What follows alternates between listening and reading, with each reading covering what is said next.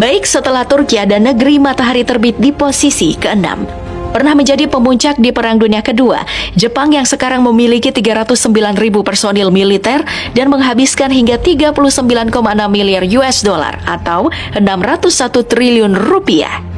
Di segala lini, alutsista yang dimiliki Jepang ini meliputi 1.570 alutsista udara, 113.001 alutsista darat, dan 99 alutsista laut. Dari segala alutsista yang dimiliki, Jepang punya kapal induk ringan bernama Izumo Class.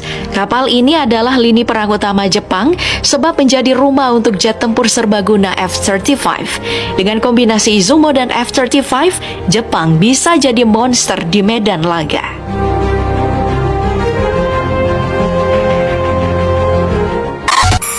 Di posisi kelima ada Pakistan.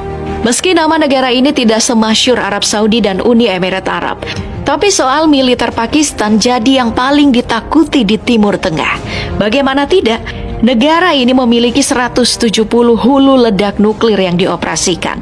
Jadi, sekali pencet bisa ambyar. Dari segi personil, jumlahnya mencapai 1.704.000 personil. Dana militer yang dihabiskan Pakistan mencapai 7,5 miliar US dollar atau 113 triliun rupiah. Dana ini digunakan untuk segala macam kebutuhan, utamanya pemusnahan dan maintenance alutsista yang mencapai 1.471 unit alutsista udara, 87.921 alutsista darat, dan 74 alutsista laut.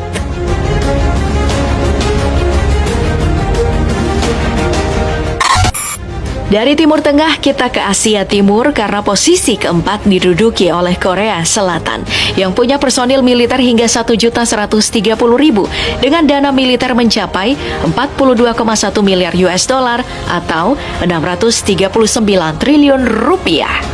Dari segi alutsista, Korea Selatan ini punya 1.764 alutsista udara, 145.459 alutsista darat, dan 111 alutsista laut. Kapal induk ringan kelas Dokdo jadi yang terbaik. Selain itu bisa mengirim helikopter untuk berbagai macam misi. Kapal ini juga dilengkapi dengan senjata peluncur misil yang mampu meluncurkan amunisi hingga kecepatan 2.969 km per jam.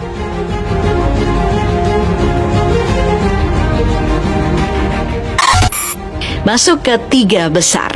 Nah, negara yang jadi pembuka itu adalah India. Negara ini sering dianggap negara miskin.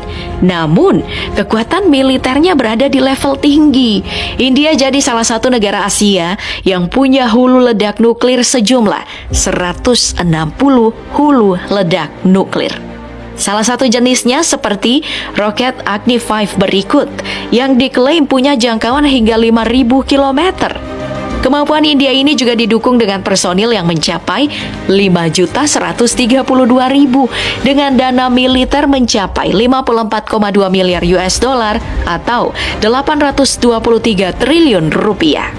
Kelengkapan alutsistanya juga hebat karena ada 2.236 alutsista udara, 110.407 alutsista darat, dan 200 alutsista laut.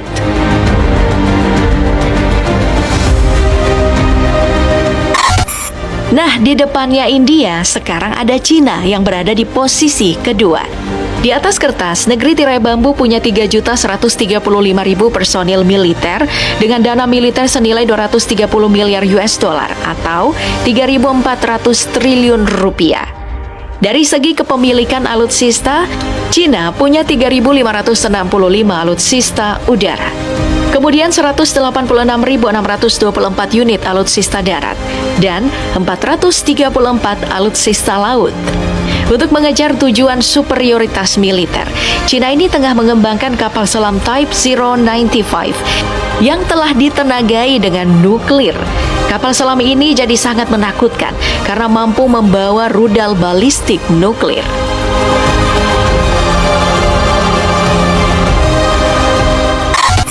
Nah, akhirnya kita sampai nih di pemuncak Asia untuk kekuatan militer. Siapa lagi kalau bukan Rusia? Hurra! Mewarisi segala hal dari Uni Soviet yang jadi pemeran penting dalam Perang Dunia Kedua. Rusia tumbuh sebagai raksasa militer.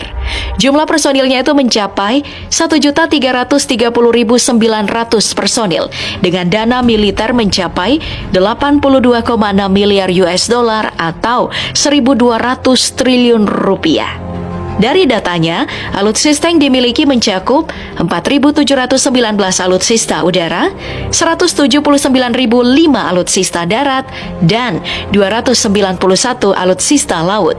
Dalam misi tempur, Rusia mengandalkan beragam alutsista mereka, mulai dari tank armata, jet tempur Sukhoi, hingga peluncur roket hypersonic. Namun di atas semua itu, kekuatan paling menakutkan dari Rusia jelas adalah kepemilikan hulu ledak nuklir yang mencapai 5.889 unit. Sekali saja Rusia emosi dan meluncurkan seluruh nuklir ini, bisa saja bumi akan menghilang.